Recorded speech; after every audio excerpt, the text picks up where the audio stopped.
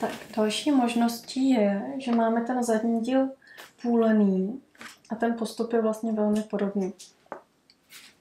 Buď můžeme ten zadní členící šev, ten středový šev, prošít na overlocku, s tím, že vlastně ale ten šev, ten švový přídavek tady zůstane trčet. Já mám raději, když se vlastně tenhle ten šev prošije na klasickém stroji, potom se rozžehlí a vlastně prošije potom ještě jednou z líce, takže ten šev je celý hladký a je vlastně stenčený. Já vám ukážu, jak na to. Takže šijeme opět tím tříkrokým rovnostehem.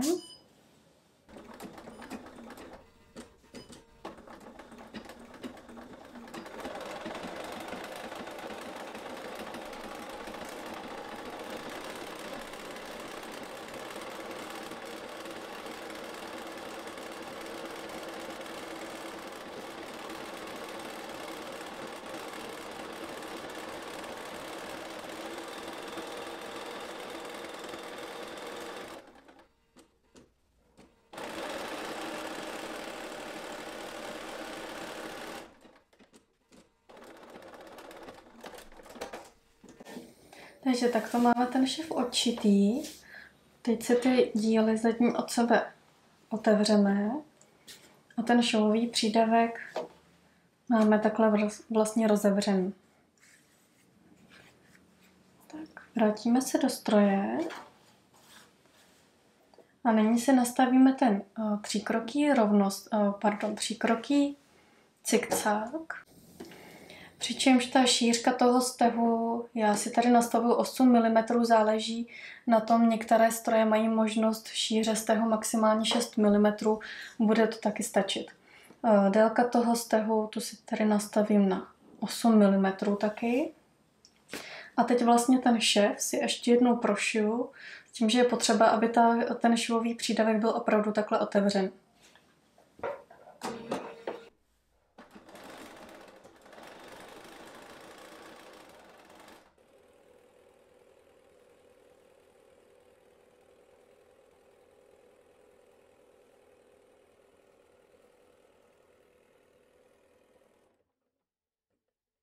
Při šití pružných materiálů na obyčejném stroji vždycky dochází ke zvlnění toho materiálu v tom švu. Není to žádná nezvratná změna, není to problém. Jednoduše vám pomůže žehlička. Nejprve je potřeba ten zvlněný šev, nebo to místo, kde to zvlnění došlo, napařit. A teď ještě bez žehličky ho vlastně jakoby sploštíme. Tím se nám to vlnění zmenší. A teď teprve můžeme žehličkou rozžehlit.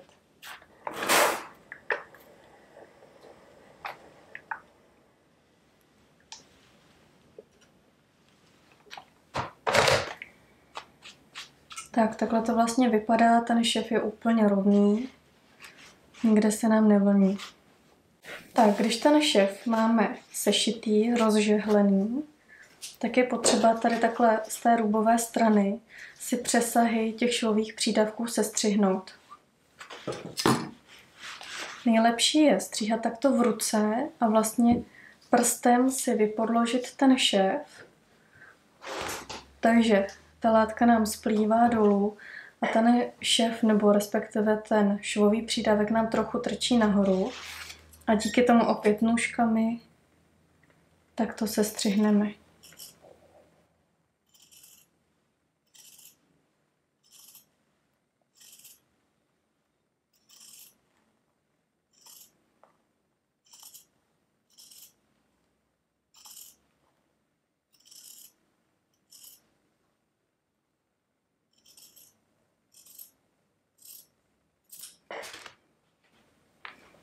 Stejně tak i na té druhé straně.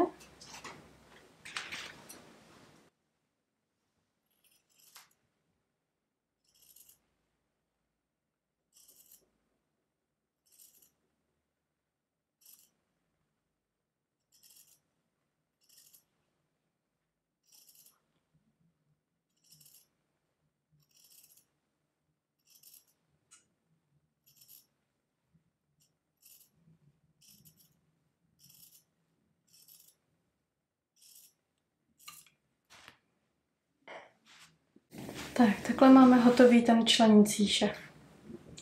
Teď postupujeme úplně stejně jako v té předchozí variantě, takže mám před sebou klínek, lícovou stranou nahoru. Tady do té zadní části si položíme zadní díl.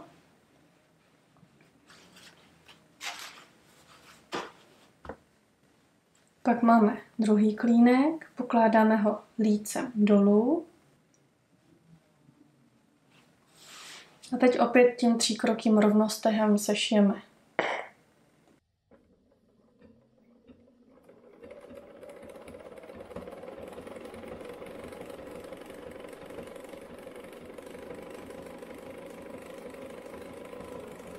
Opět si vystupňujeme švové přídavky, takže tady máme hrubovou stranu těch kalhotek, takže tady začneme.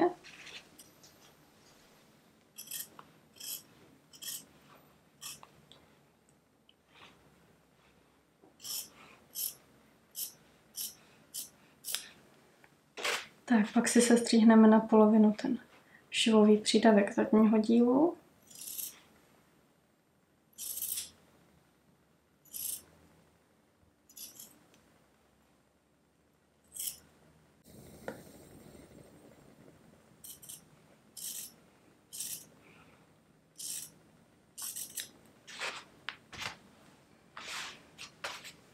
A pokračujeme dál, takže jeden klínek otočíme lícem nahoru, pokládáme přední díl, rubovou stranu k rubové straně zadního dílu.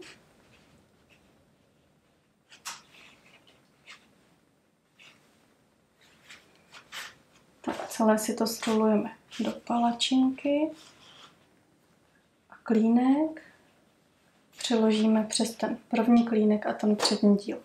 A opět sešijeme.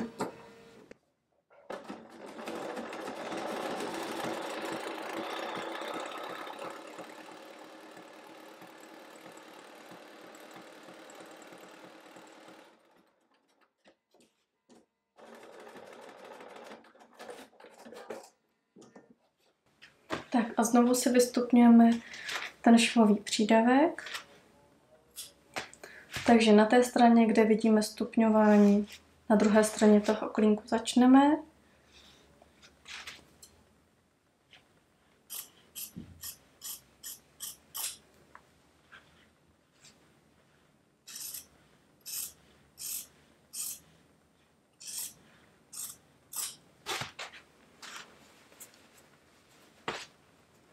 Tak a takhle máme ty kalhotky připravené k lemování. Než se dostaneme k tomu lemování, doporučuji si sežehlit ty klínky, aby nám na sobě hezky ležely.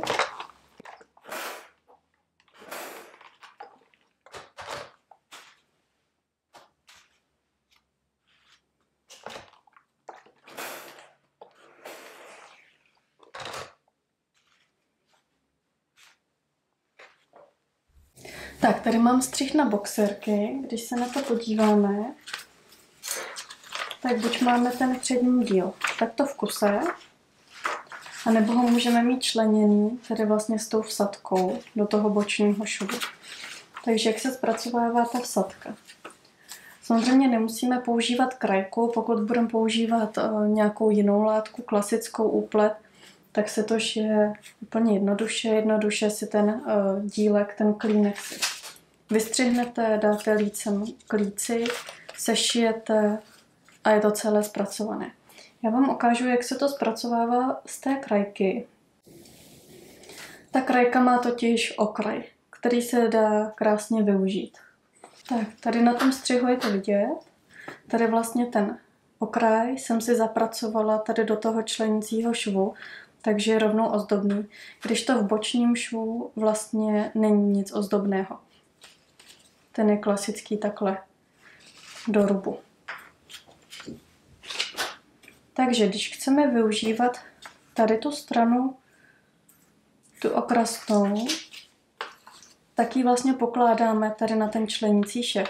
S tím, že nepotřebujeme ten švový přídavek. Takže si to takhle ohneme.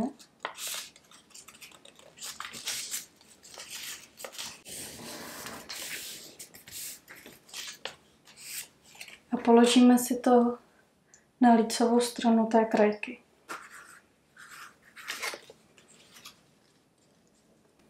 Takhle vlastně přesně k tomu okraji.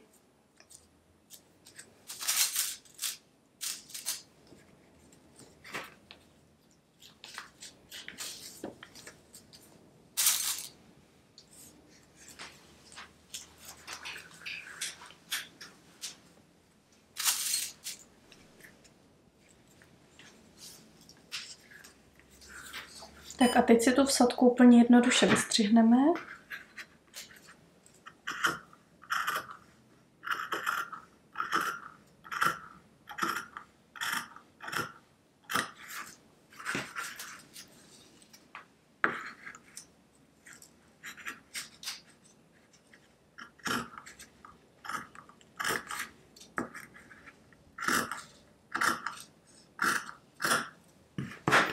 Tak a rovnou, dokud víme, co je to za díl a jakým směrem má směřovat, si to našpendlíme do toho předního dílu. Takže takto máme přední díl a ta vsadka náleží sem do těchto míst.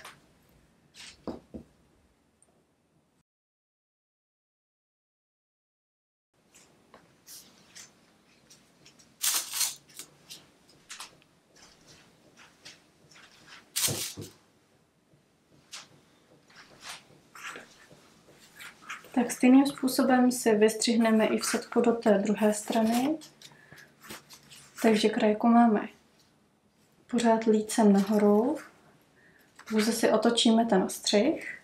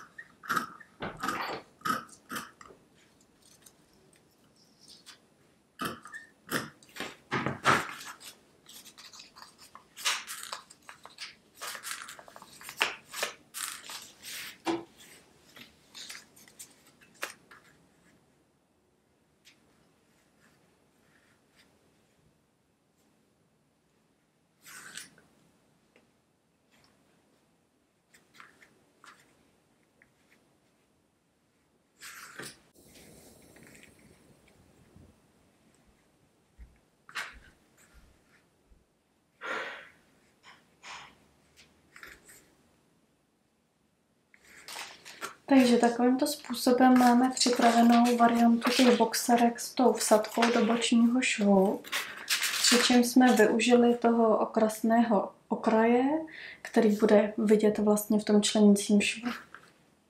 Teď si to budeme našívat.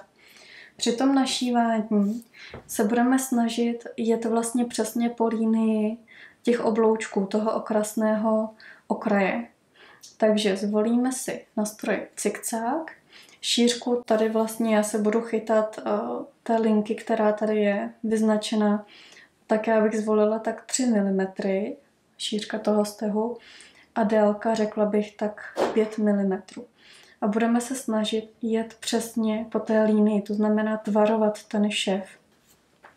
A to z toho důvodu, abychom vlastně ten přesah potom odstřihli.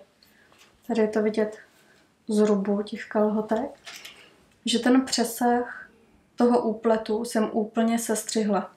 Je potřeba stříhat opravdu potom úplně do kraje, protože pokud by se vám to třeba nepovedlo, tady jsem schválně nechala stranu, která není úplně dokonale sestřihlá. To znamená, je sice sestřihnutý ten švový přídavek podle těch obloučků, ale je poměrně velký, je tam nějaký ten přesah.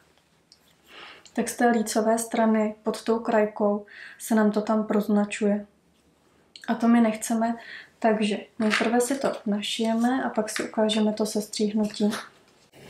Tak při tom našívání té krajky, kdybychom měli začínat tady v tom úplném samém kraji, tak je dost možné, že stroj by nám vlastně tu látku nachomtal do toho stroje, by nám ji vcucnul pod zoubky toho spodního podavače.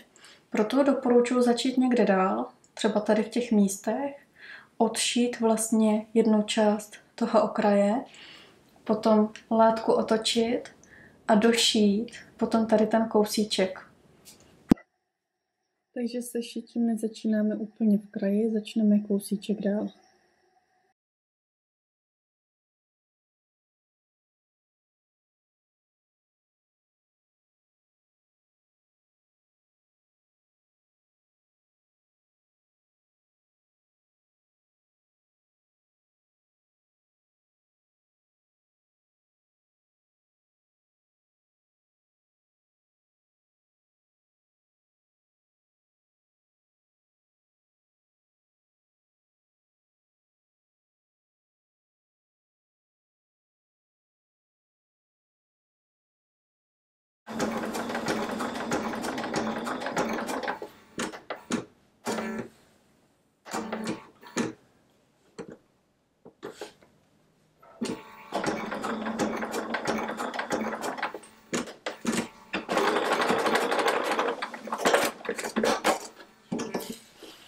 Tak a teď se vrátíme a z té druhé strany došijeme tady ten konec.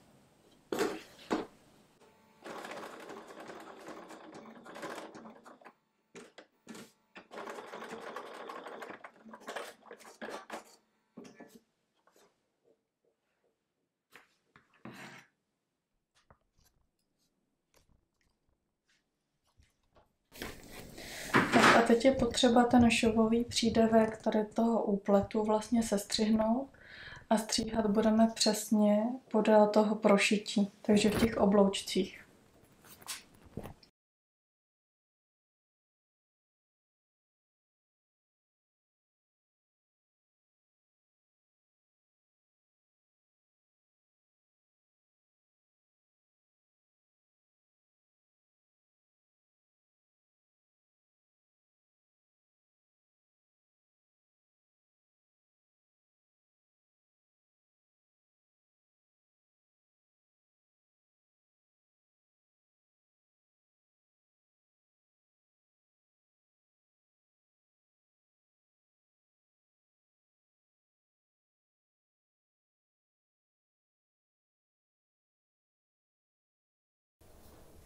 Tak, takhle to vypadá, ten odstřižený švový přídavek.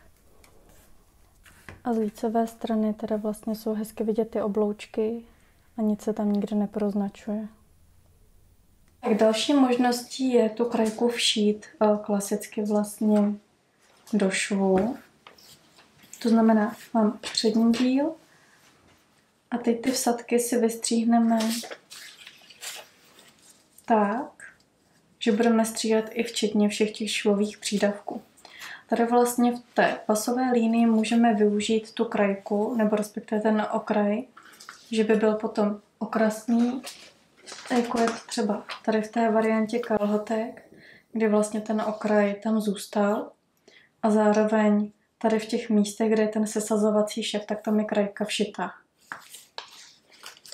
Pokud budeme v pase kalhotky lemovat, pak můžeme vlastně tady ten okraj vůbec nebrát v úvahu a stříhnout si celý ten dílek jednoduše takhle bez těch okrajů.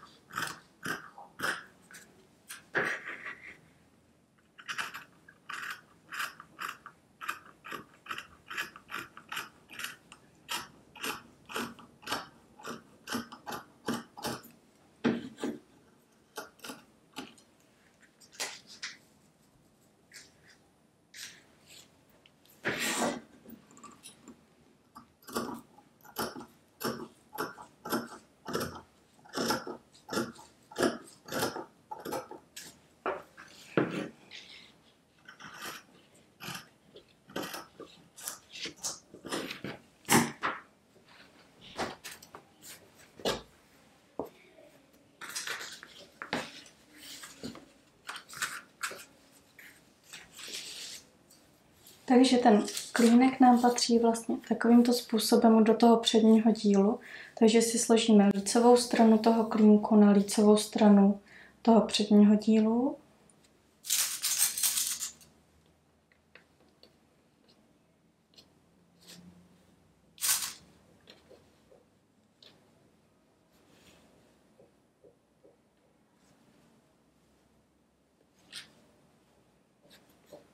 A sešijeme.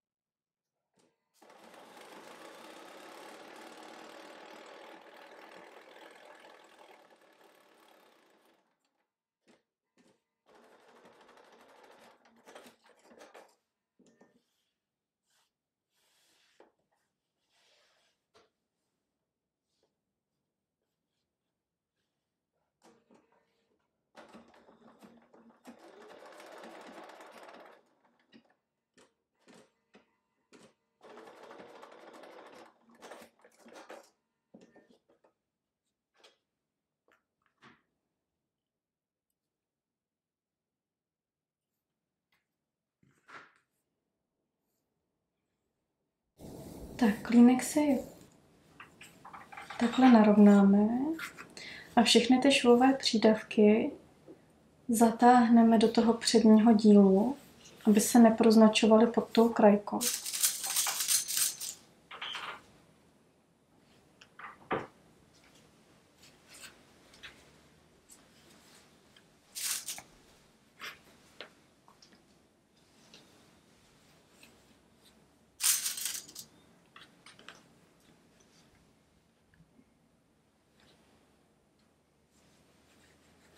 Tak a aby nám ten švový přídavek vlastně nevykukoval pod tou krajkou, tak je potřeba ten šev vyštepovat. Takže šijeme opět tím tříkrokým rovnostehem a šijeme přibližně 2 až 3 mm po tom předním dílu vedle toho původního členicího švu.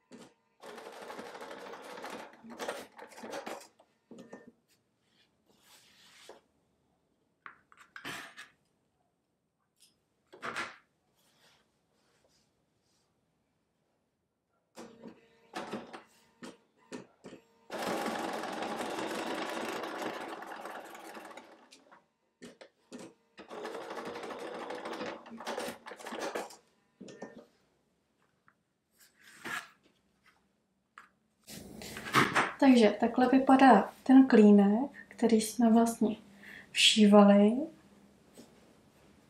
Tady jsme využívali toho ozdobného kraje. Máme vyštepovaný a teď je potřeba ještě tento přesah vlastně té švové záložky sestřihnout. Ten tam k ničemu nepotřebujeme. Takže opatrně, abychom si neprostřihli tu látku. A stříháme vlastně těsně podél toho štepování.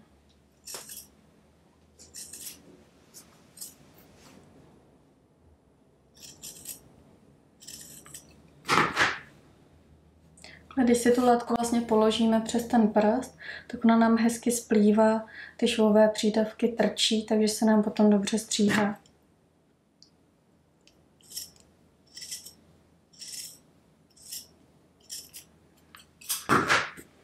Tak a takhle už vypadá ten hotový šev z rubové strany a takhle z lícové. Tak stejným způsobem si můžeme vypracovat tu vsadku v tom zadním díle. Je potřeba, aby ten zadní díl byl půlený. Kdybychom ho střihli v celku a měli zapracovávat tu vsadku, tak to jde velmi špatně, takže doporučuji používat půlený střih. Takže takhle máme dva zadní díly, tady je ten středový členící šéf.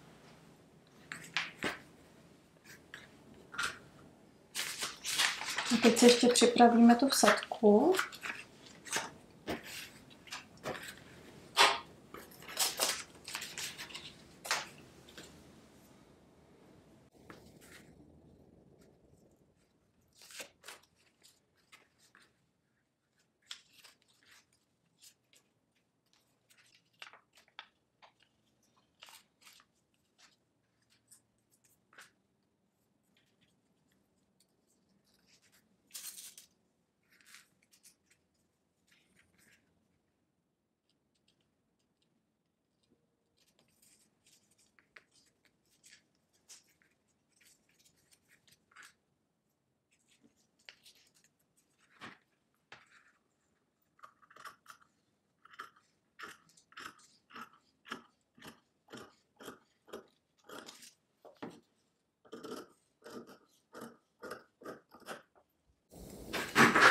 Tak a máme opět dvě možnosti, buď můžeme tu vsadku zase našívat vlastně na ten členící šéf a využít toho okraje, anebo si všít tu vsadku.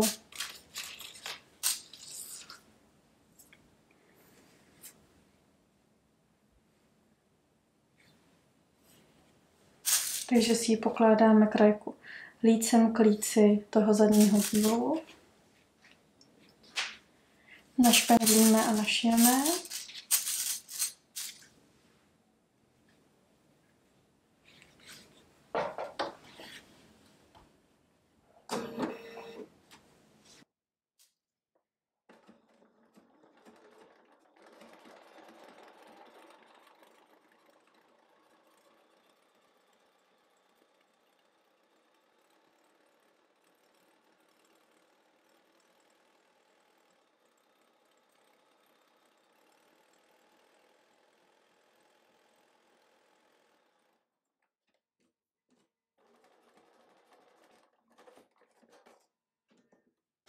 Tak švové přídavky stočíme směrem do toho zadního dílu, aby byly od té krajky.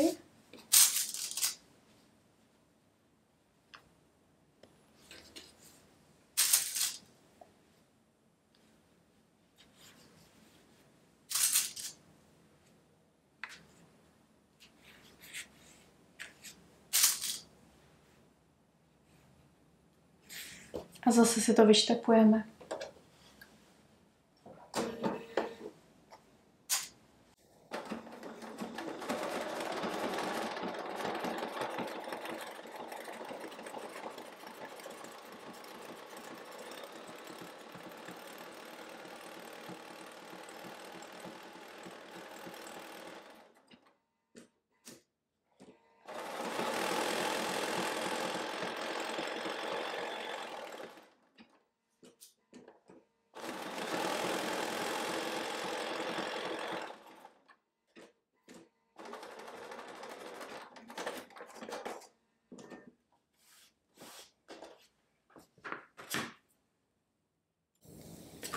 Tak odstřihneme přebytek té švové záložky.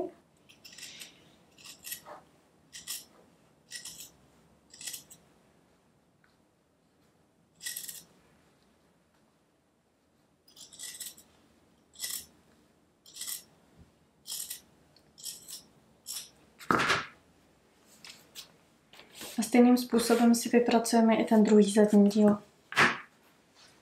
Takže máme připravené oba dva zadní díly, jednoduše si je složím na sebe tím členícím švem, lícem k líci, prošijeme.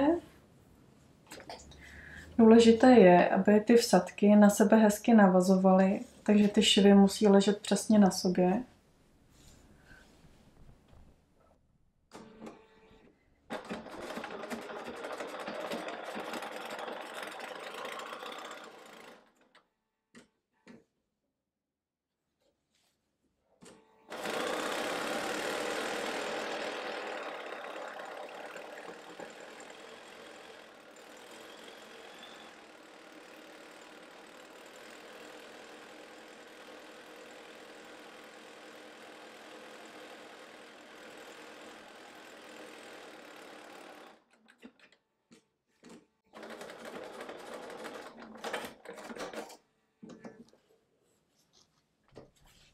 středový šev máme sešitý, ty švové přídavky máme rozložené od sebe. Je potřeba mít rozložené ty přídavky i v té krajce. A teď si to jednoduše z lícové strany prošijeme, jako už jsme to dělali. Takže si dáme ten 3kroký cikcák.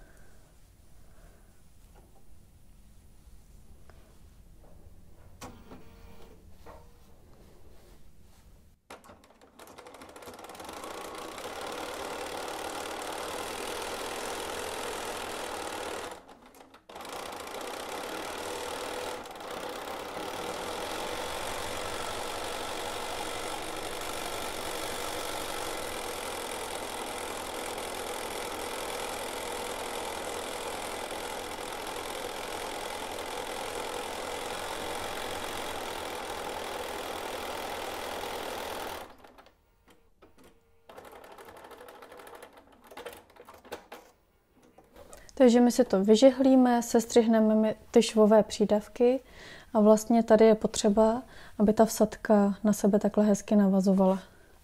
A tím to je hotové.